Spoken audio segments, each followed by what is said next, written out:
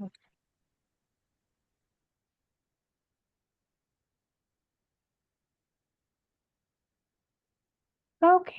well, thank you everyone for joining us today. My name is Janelle Nonhoff and I work for Business Impact Northwest. I'm the incubator kitchen manager and also a business advisor. And I really appreciate everyone joining me because we're going to be talking about food businesses and commercial kitchens. So I'm just curious, how many people in this group are interested in starting a food business?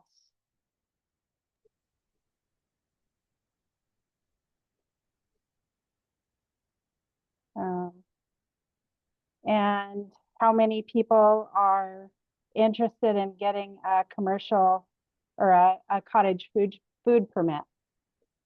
What? Sorry about that. Oops. Jumping ahead here. Sorry about that. Well, if you are interested in these things, that's great. I'm going to go into some details here. We have a few places to stop and ask questions.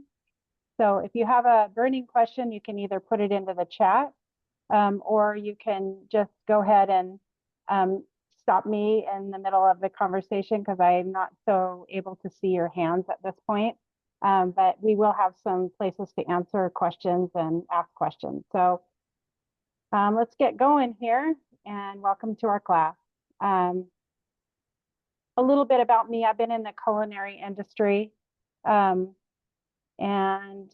I manage successful kitchens and now support small business entrepreneurs navigating their way through the food industry. A little bit about what we do at Business Impact Northwest. We offer, these are some of the services we offer. So we offer some lending and we do one-on-one private business coaching. We get you ready for loan readiness by coaching you through how to turn in your materials and do all that you need to do to get a loan. We offer Square One classes, and those are a 90-minute introduction to starting a small successful business. Launch and Grow is a more involved class. It's a great class. It's 7 weeks and it's 3 hours each session. And that is a basically a snapshot of from the very beginning to the end of when you can grow your business and get everything put together. On-demand courses, those are access classes anytime on all kinds of small business topics.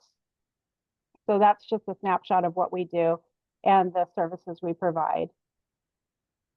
So you want to start a food business. Why do you want to start a food business? Well, there's supportive regulatory environments. Cottage food law permits certain low-risk food products made in home kitchens, eliminating the need for commercial kitchens. Is everything okay? Operating at home reduces your overhead costs like rent, utilities, and other expenses, making it easier for entrepreneurs to get started. You also have direct sales opportunities, which allows you to sell at farmers markets, farm stand directs to customers. Thriving local food scene presents a high demand for local products. Washington has a strong presence for locally produced goods and a supportive community.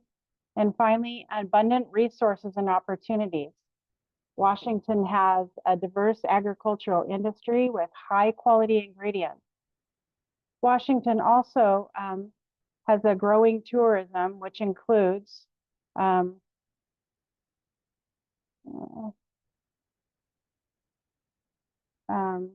lots of opportunities and ways for tourists to get a hold of your food items. Two of the biggest challenges of owning a food business are that it can cost a lot of money, and there's a lot of rules and regulations you need to follow. These two challenges are closely connected because following health department rules can be expensive. Permits are expensive and commercial kitchens are expensive, whether you build your own or you rent one that someone else has built. You can get started with your own money or you can borrow money to start. There are also some grants available, but they're pretty rare for startup businesses, so it's usually better not to try to depend on grant funding. Business Impact, the organization I work for, lends money to qualifying small businesses, and we have coaches who can help you get ready to apply for a loan, which also helps with business planning, so you can use your money wisely and strategically once you start your business. Scaling up recipes is another challenging part of running a food business. When you cook for your business, you'll most likely be working with different size batches than when you cook at home. And food behaves differently in larger quantities. You'll have to make some adjustments to your recipes and processes. Whatever food business you start, you'll also need to handle your ingredients and your products safely, so you don't make your customers sick, which would be bad for business. Every food business owner and food worker in Washington State is required to get a food handler's permit. You simply take a 1-hour online class and then take a test. The class covers food safety basics like hygiene, temperature control, and avoiding cross-contamination. But food safety really requires lifelong learning, so you should keep adding to this knowledge base even after you've passed the test. One thing that can really get in the way of food business being profitable is waste, especially if you're working with perishable foods with short shelf lives. You can limit waste by not buying more than you need, not making more than you can sell, and making things right the first time so you don't have to redo them. Like food safety, this takes ongoing learning. Finally, running a successful food business takes knowledge of how to run a business in addition to food knowledge. You will need a bookkeeping system. You will, so that you can understand what's going on in your business financially in real time and make changes quickly if needed. Another business skill set is strategic planning. Be clear about where you want to go and how you want to get there.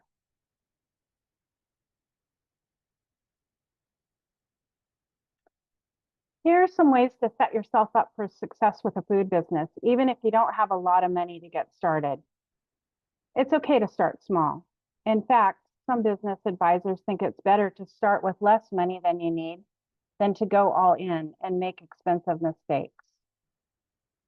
Having less capital to work with forces you to use it strategically and test ideas carefully. Once you have some track record and some evidence that your ideas can work, it's easier to get someone to lend you money. A business plan is an invaluable tool for starting and growing a business. If you want to borrow money, you'll need to show a business plan to a lender. But the process of creating the business plan is also worthwhile for your own thinking. So you can work through all the parts of your business from operation to marketing to finance and to what sales channels you'll use. Sorry. Even if you aren't a numbers person or you're serious about starting and growing a business, you'll need to understand what it'll take to make it work financially, and you'll need to pay attention to the numbers over time. The numbers give you important feedback about what's working and what isn't working. You can, of course, pay someone else to do your books, but even if you do, you really should learn the numbers and understand them so that you can make the most out of what they're telling you. Ask yourself what you want from your business in the long term, and then make daily decisions that support those goals and priorities.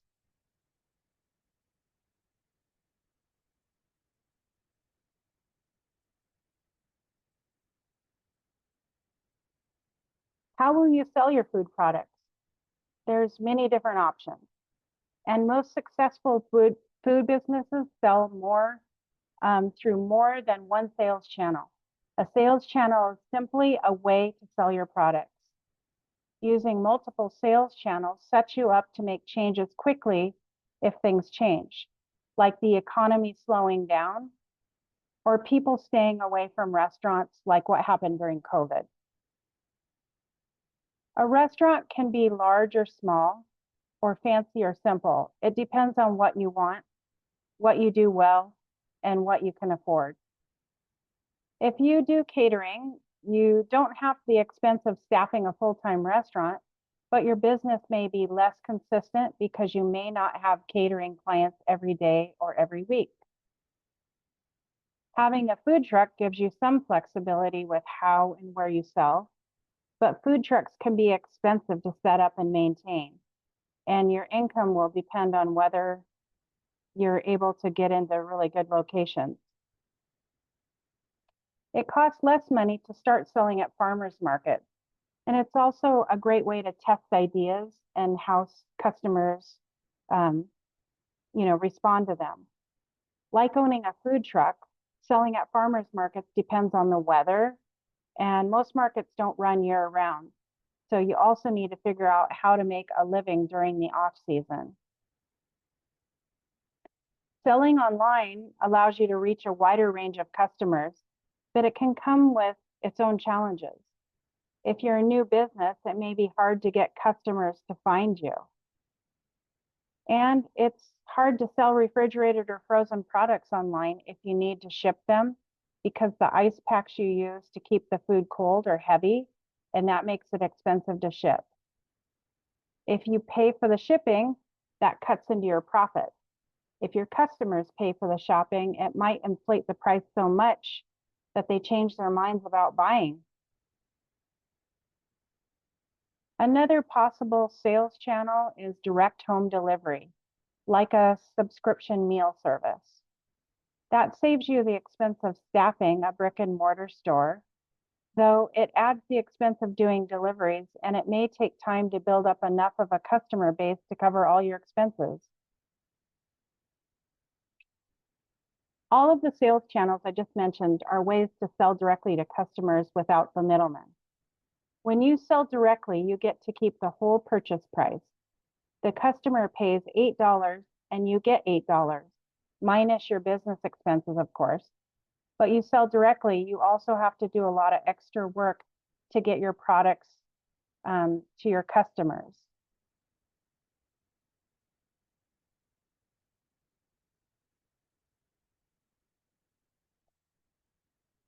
You can sell food through wholesale channels, which means you sell to middlemen who then sell to the end customer.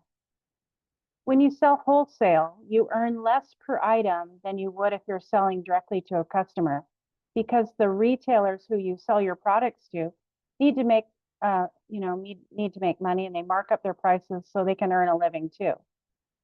If you charge the same amount you charge to your customers, once they add the markup, it'll probably cost more than customers are willing to pay. You can sell your products directly to stores and deliver your products directly to those stores, or you can use a distributor, which is a company that aggregates products from many producers and delivers them all at once. Selling your products through a distributor increases your reach because you don't have to do all of the deliveries yourself, but you earn even less per item than you would through direct wholesale, because both the distributor and the retailer need to add their markups. So it's kind of a double markup. Food service sales are another wholesale option where you sell to other food businesses that use your products and their products. For example, if you made chutney, you might sell it in big tubs to restaurants rather than selling it in smaller jars to individual customers. This can save you money on packaging.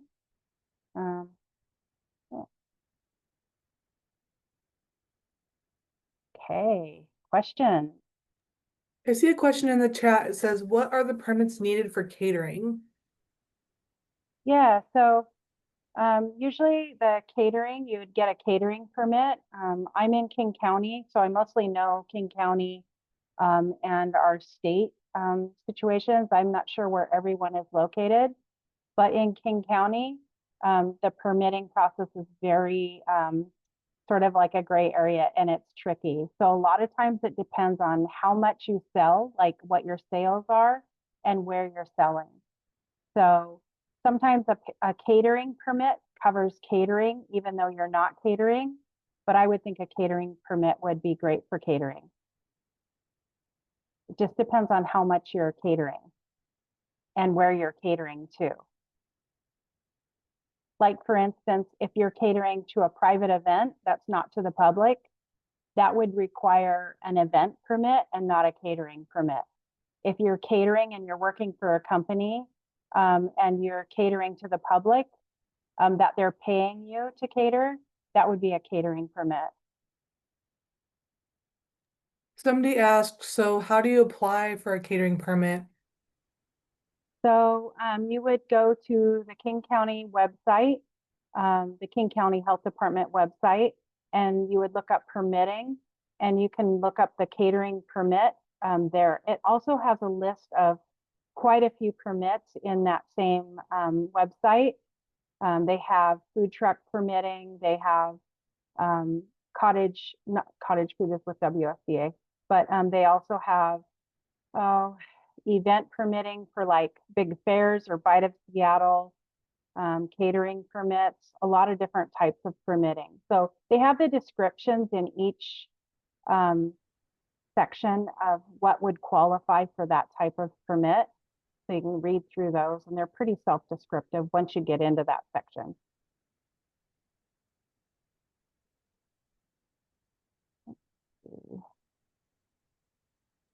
Somebody else asked, Manish, I'm looking up the website for you. Yeah, I'm also looking at, what And- license? Okay, let me go Oh. back a little bit. And somebody asked, yeah, what license is needed for wholesale? Okay, so website, yeah, we can share the addresses.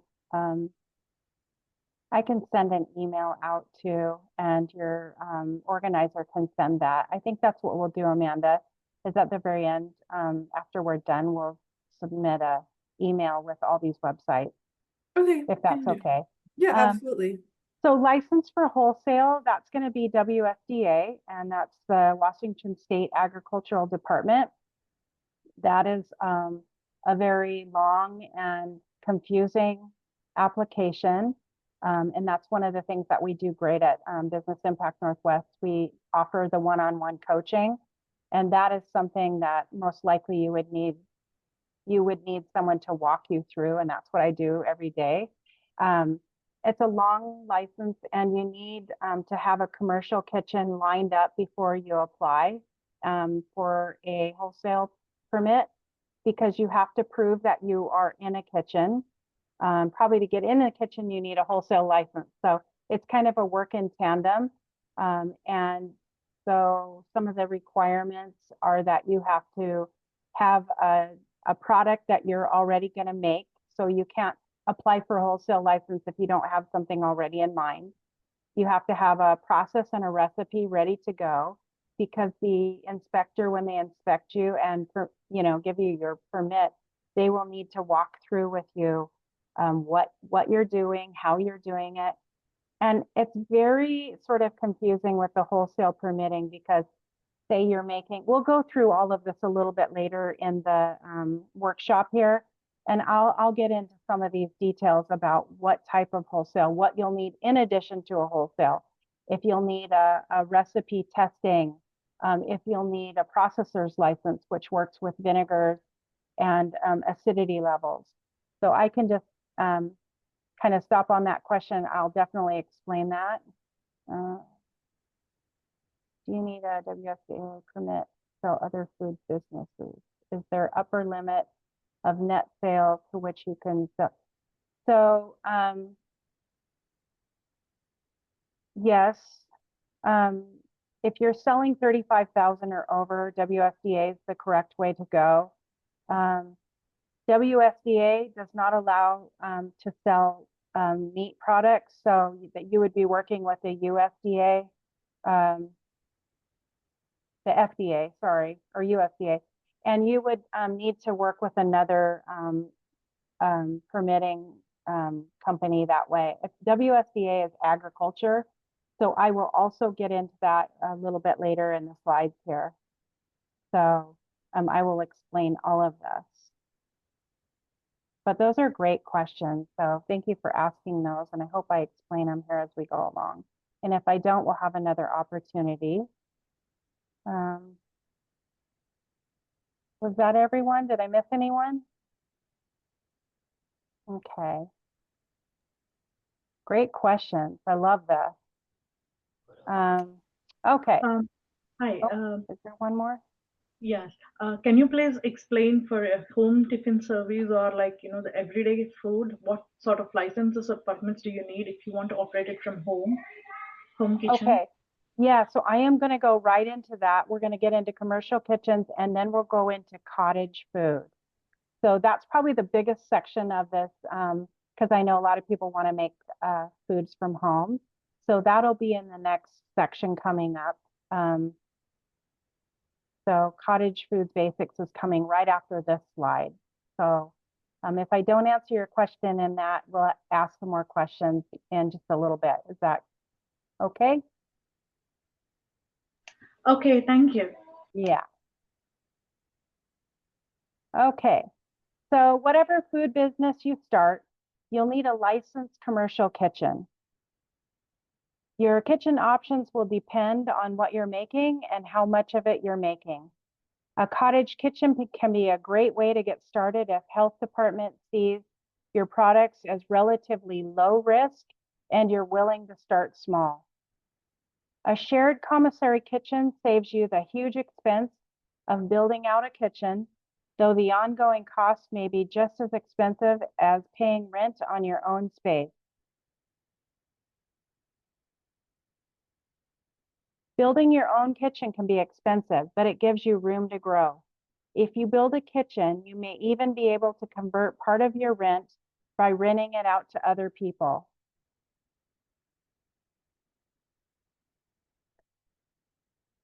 Cottage kitchen is a commercial kitchen that you license in your own home. It can be, and usually is, the same as your home kitchen, only it must be compliant with cottage kitchen regulations. For example, you'll need to store ingredients for your business production away from the ingredients for personal use. And you'll need to have a strategy for keeping small children and pets out of the kitchen space while you're doing business production. If you want to license your home kitchen as a cottage kitchen, you'll need to submit a permit application to the Washington State Department of Agriculture. You'll need to submit a floor plan drawing of your kitchen and descriptions of your receipts and processes. They'll require a water bill from the city as well. Just proves that your water is legal. An inspector will schedule an initial inspection and you'll be inspected annually after that, so once a year. Inspections are always scheduled once a year. The health department doesn't ever just show up at your house unannounced. The health department sets rules and limits on what you can produce and sell from a cottage kitchen. So if you want to get this kind of permitting, you'll need to familiarize yourself with a list of what is allowed. We'll talk about that more in a little bit too. One challenge to working out of a cottage kitchen is limited capacity. You won't have the ability to really spread out and work with the kind of efficiency you could in a large commercial kitchen. There's also a cap on how much you can make and sell if you're working out of a cottage kitchen. In Washington State, that number is $35,000 per year. And that's as of like 2024. I'm not sure if it's still that in 2025. But it's up from 25,000 from a few years ago. So just keep in mind that if you're selling $35,000 worth of products, your bottom line income will mostly be nowhere near that once you subtract out your food costs. I just want to give you kind of two slides here. You can definitely look through these. I'm not going to read all of this, but what's allowable for cottage kitchens, and then I'll show you a slide that is not allowable to make in cottage kitchens. So you're only allowed to make a limited range of products in a cottage kitchen. Basically, you can make almost anything that can be stored at room temperature, with the exception of acidified foods like pickles or anything that uses meat, like canned salmon or beef jerky. Cookies or crackers are allowable in a cottage kitchen. Some of their ingredients like milk, eggs, and butter will need to be refrigerated before you mix them in and bake them. But if you can hold the finished product at room temperature, you're gonna be good to go. If you bake a cake that you can hold at room temperature, then you can prepare it in a cottage kitchen. But for instance, if you put cream cheese frosting on it and then it needs to be refrigerated, you can't use that in a cottage kitchen. You can make jellies and jams in a cottage kitchen, but you have to follow a very specific recipe as far as the sugar to fruit ratio goes. And then here's some of the things that are prohibited.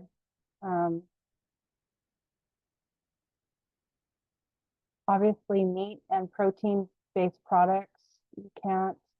Dairy products, you can mix those into your products, but if they're not stable, shelf stable, or able to sit on the counter for days. Custard pies and foods that need to be cooled down in a certain amount of time or heated up or held at a hot temperature, you can't make those out of cottage food.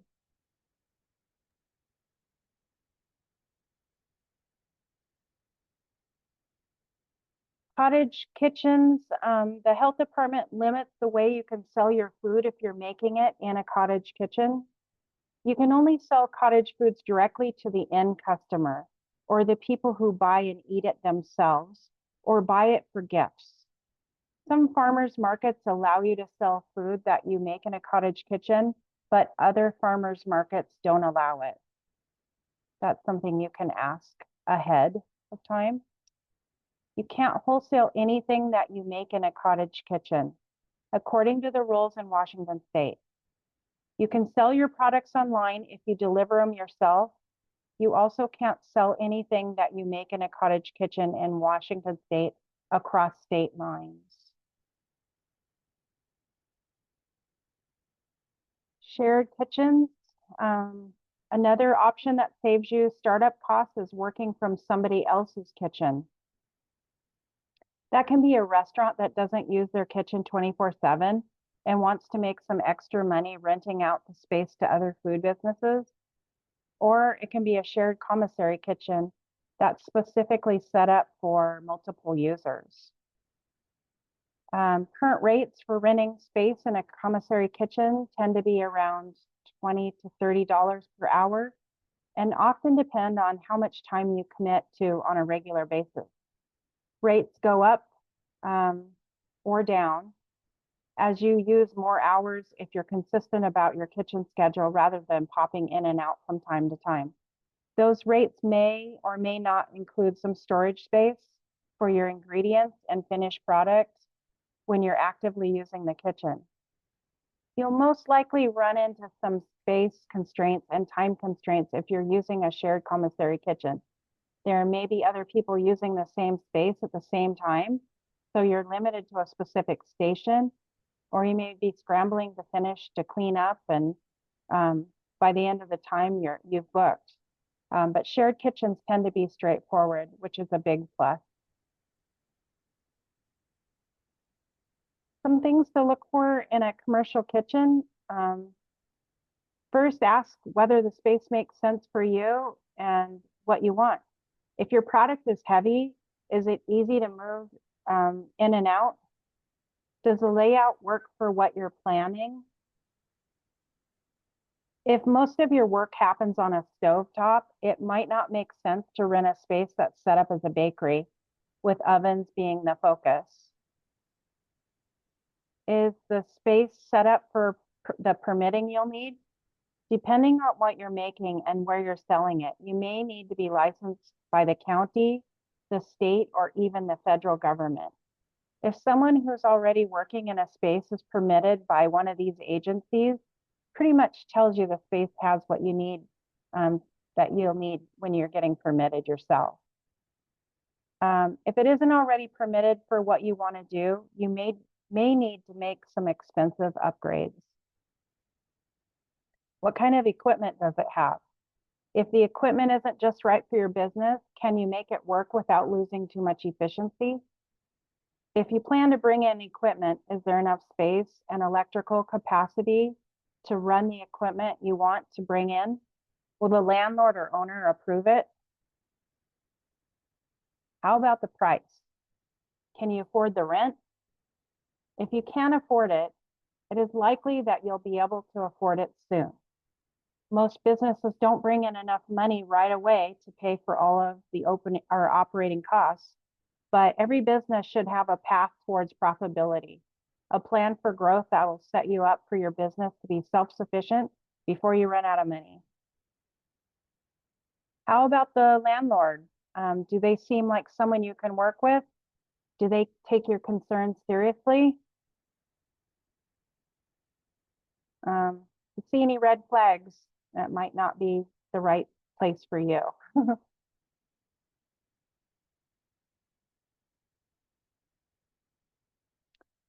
When you're deciding, I think there's a couple of questions here. Let me. Yeah, there have been a few questions about product restrictions, which you did cover, but somebody did ask a specific question if an Indian veg curry could be made in a cottage kitchen. I don't know. Indian veg curry could not be made in a cottage kitchen because it's not able to just be shelf. You can't just sit it on the counter and leave it. So something like cookies or donuts or different things like that, if you can leave it out without any kind of refrigeration, it's okay to make in a cottage kitchen. They call it low risk, but a curry would need to be refrigerated. So that wouldn't be able to be made in a cottage kitchen. Hope that answers that. And somebody asked them, Manish also asked about the cost of a permit. When I looked at the WSDA website, it came up with $355 for a 2-year permit. Yeah, so permitting through WSDA is year over year. So you'll pay $99 for a permit. I really love the WSDA permit. It's not for everyone, but you can do just about so many things with a WSDA permit. You're more local and permitting for, like, say, a farmer's market is going to cost you way more than a WSDA. But sometimes if you're just selling direct, that's the right permit for you. You can sell at a farmer's market, you can sell retail, wholesale, all of that with a WSDA permit, and you only pay $99 a year. For me, I really love that permit, and the kitchen that I'm managing, a lot of our clients have that permit. It's kind of what I would consider an umbrella for a lot of different food businesses. It's not right for everyone. And it is a big permit to get. It takes a lot of time and a lot of work to get it. So the step-by-step process for the WSDA, it's way too long for me to go through it in this short amount of time. But basically, you would get with a coach like myself, and I can walk you through the permit. There's a lot of questions in their permit that you need your commercial kitchen manager or owner or someone to send you. For instance, you'll be asked for the floor plan, and I'm going to get into that here in just a little bit as well.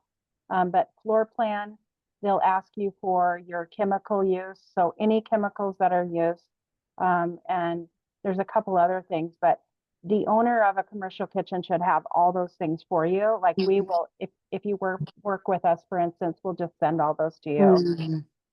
If you're getting into the kitchen that I'm managing. Yeah, can you send a link, to the WSDA permit process? That would Yeah. help too. Yeah. Yep. We'll send And some yeah, follow-up links after this with an Yep. email. Right. So yes, we'll send some links. Yeah, these are all really good questions, though. How long does it take to get a cottage food permit? They're running about like 6 to 8 weeks right now. And those are something you can apply for. You apply for it, they'll come out and inspect your home, and they'll let you know if you can do it or if you can't.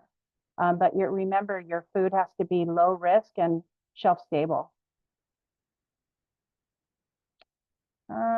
Okay.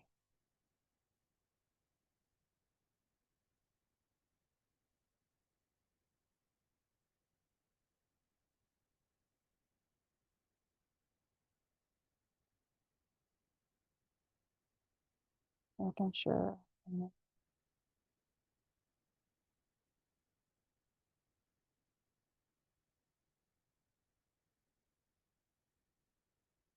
When you're deciding whether a commercial kitchen makes sense for you, consider the other tenants that are using the space. Is there so many people working that everyone gets in each other's way? Hopefully you'll come tour the kitchen while there's work in progress so you can get a sense of what it feels like to work there. Ask whether there's storage available or whether you have to pay extra to use the storage.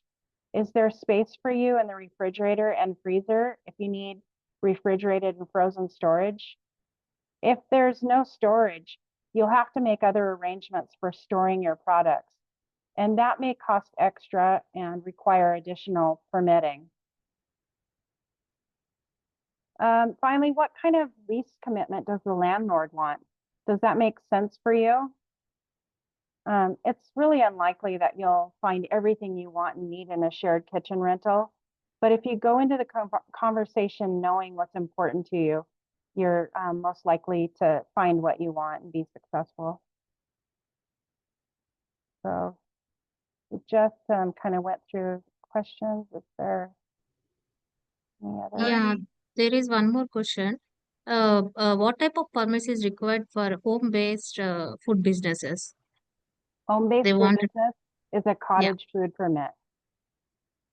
what if they wanted to make some kind of Indian curries or something, if they wanted to sell it from the home? So what kind of permits needed?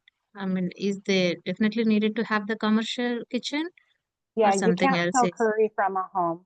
You have to be in Okay. a commercial kitchen. So if you're doing catering or you're selling, if you're selling curry, you have to have like a WSDA permit. Okay.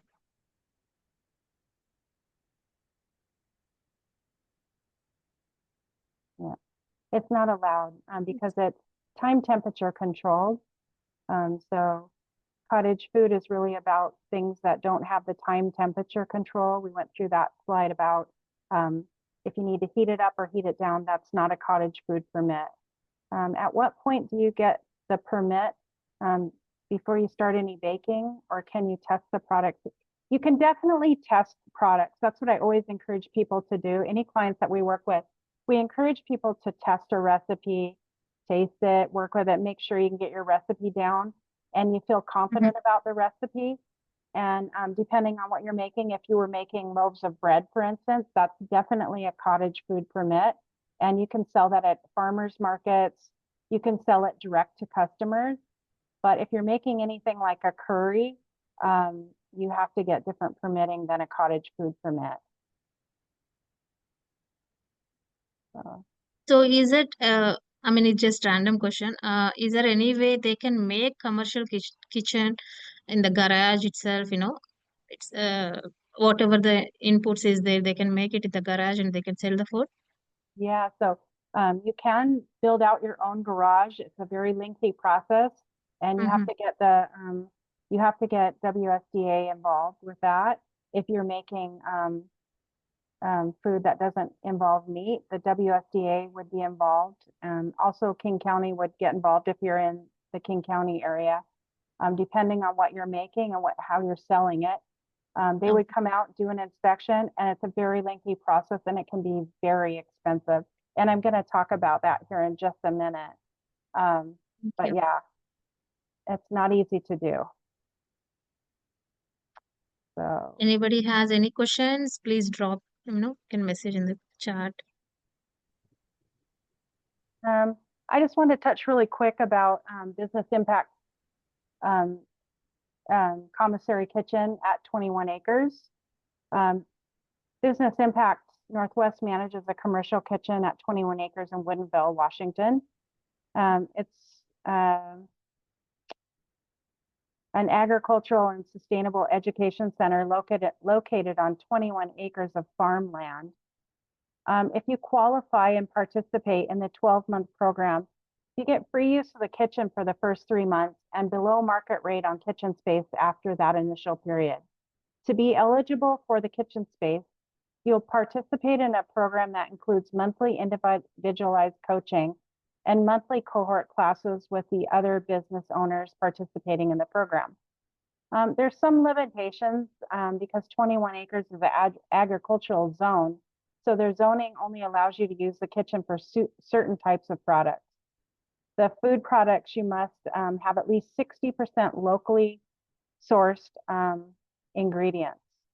Also, only packaged food products are allowed, so you can't do prep there if you're in catering or any kind of mobile food truck sales. I've included my contact information and the incubator application as well in there. So that'll be at the very end. I can show you that.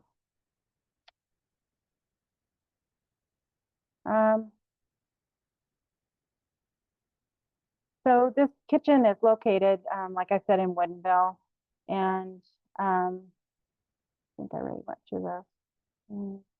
Basically, incubator means test. It's a test kitchen. So it's great when you're starting up and the beginning developmental stages of your business, and a really great environment as well. There we go. If your business keeps growing, or if you have big plans and some capital, right from the start, you may decide to build your own commercial kitchen. The cost will probably range from about $25,000 to $150,000. It's probably a little more than that now that the economy is going up a little bit, but depending on what you need and what you want. If you're launching a coffee shop or cafe, you'll need a kitchen no matter what.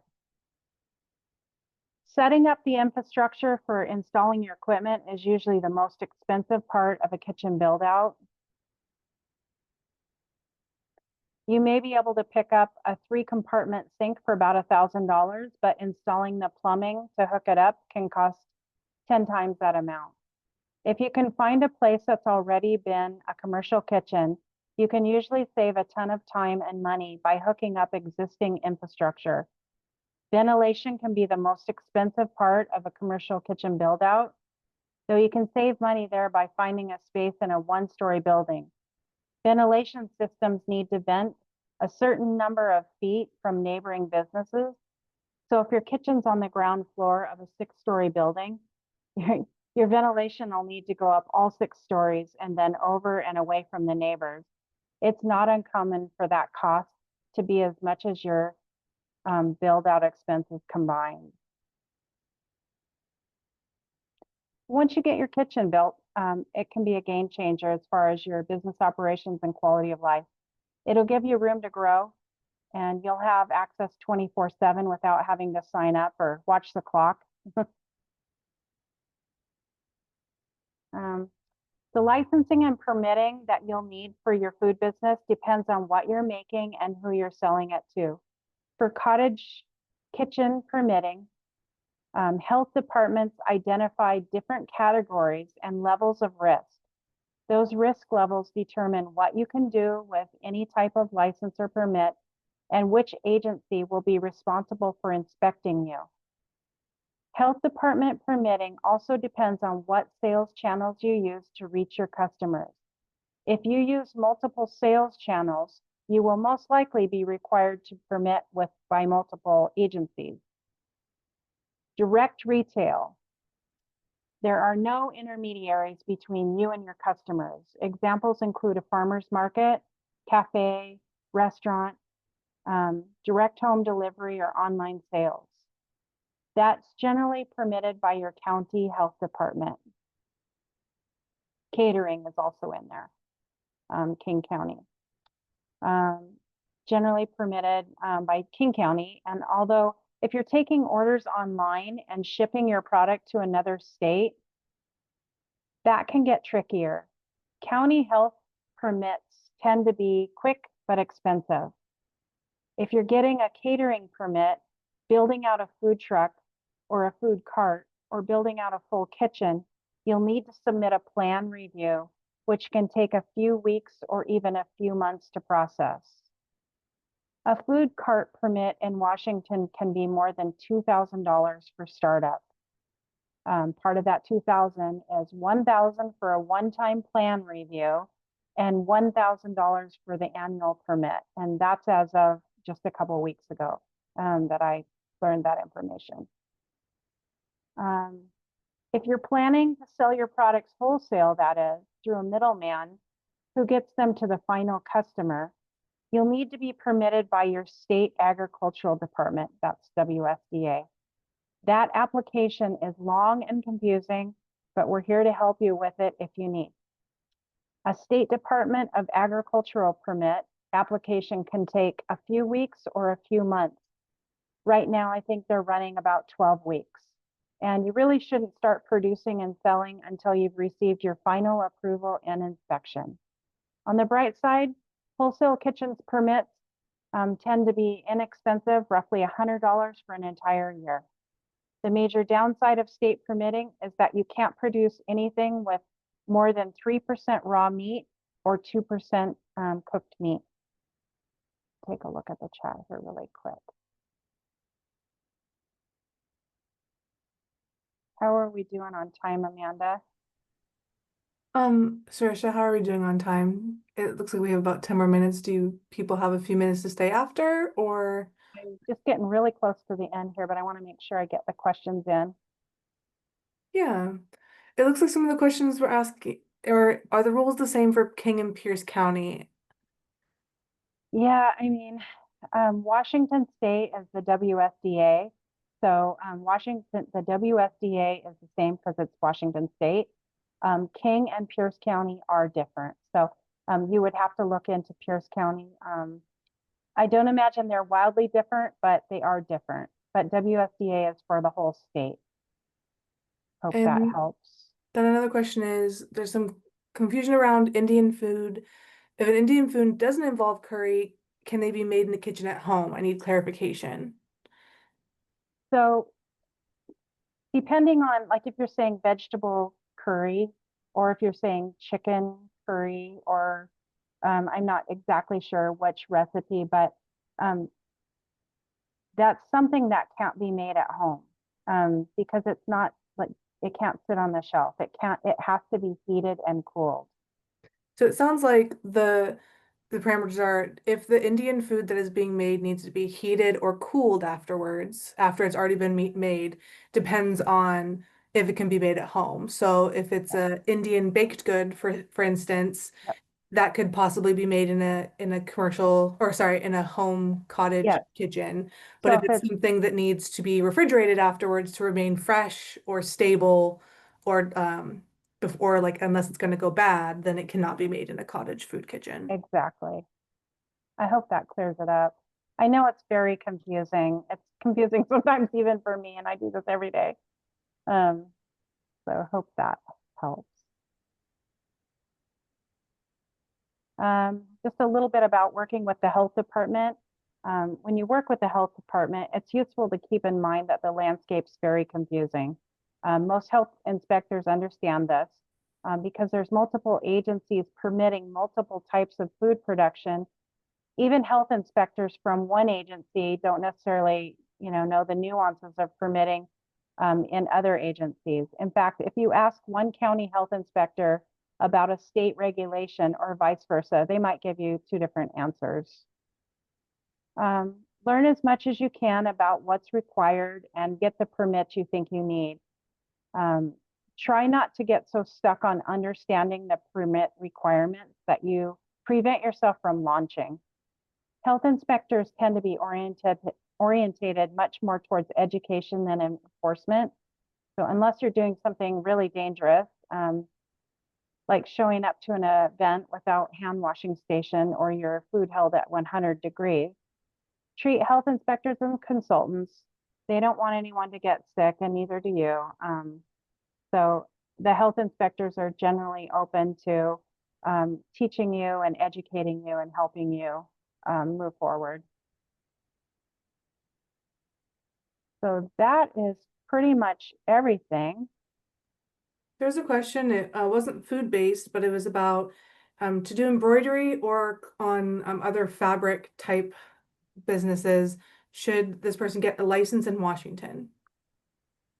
Yeah, if you, I mean, that's different from the food topic, but if you want to sell to the public and start your own business, yeah, get your, I'm sorry, let me find the question here. It's at the bottom. It's the last question so far. I don't see it. I see. Can you read the question again? Yeah, to do embroidery on clothing, should I get any licenses in Washington? I would get a business license. Oh, here, it just came in. I'd get a business license for sure if you want to sell. Is there a keyword to check in the Washington State License Department for clothing? We can get that information to you too in an email.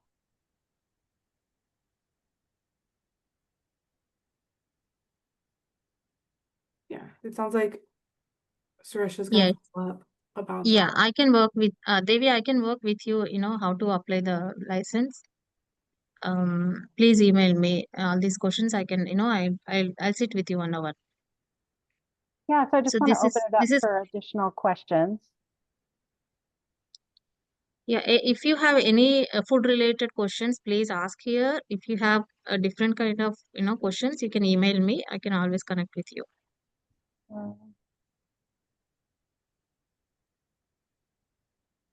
Any other food related questions?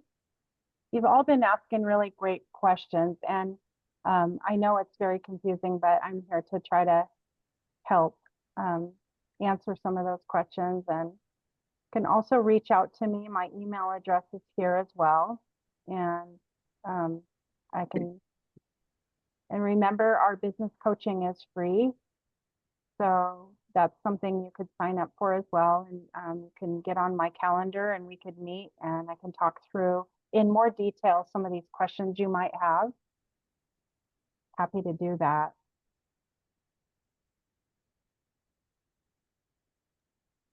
And I did put a link in a chat to some drop-in series for virtual coaching if somebody wanted to come and connect with a coach more in depth about some of these questions.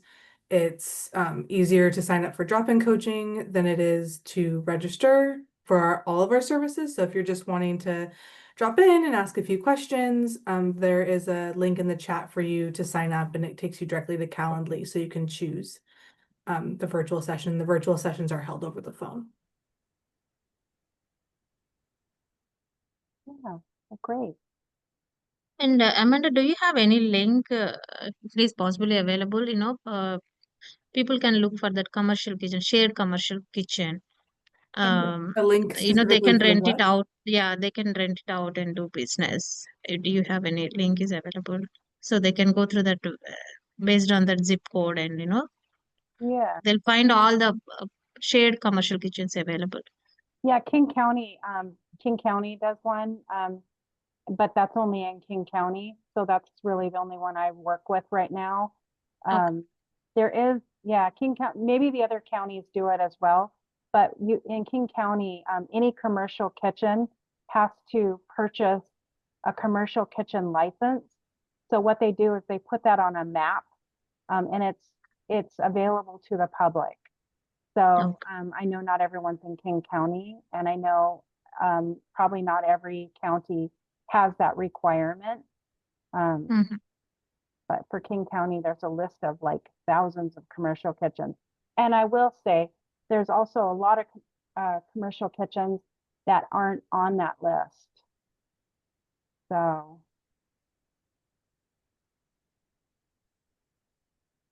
there's more privatized type shared kitchens that aren't considered necessarily commercial kitchens.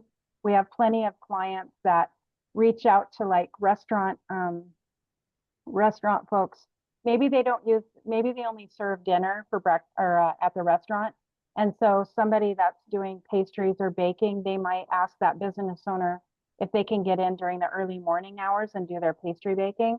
So that's a way to get into a kitchen that's not necessarily what you consider a commercial kitchen. It's cost savings, and it's also a great way to use a commercial rated kitchen.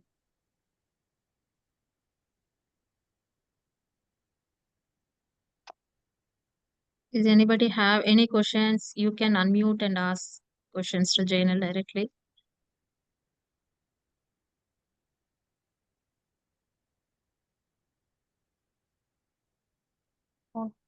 Great. There's no other questions. I really appreciate you taking the time. I know this is a lot of information, and I'd be happy to, speak with any of you at a different time about more details and things you want to know as well. So thank you very much for being here today. Yeah. Thank you, Jainal and Amanda, giving the Yeah, thank opportunity to you. learn many things. Yeah. Probably they will connect with you. You already dropped email here, one-on-one coaching. Great. All right. I'm gonna stop. Thank you so much.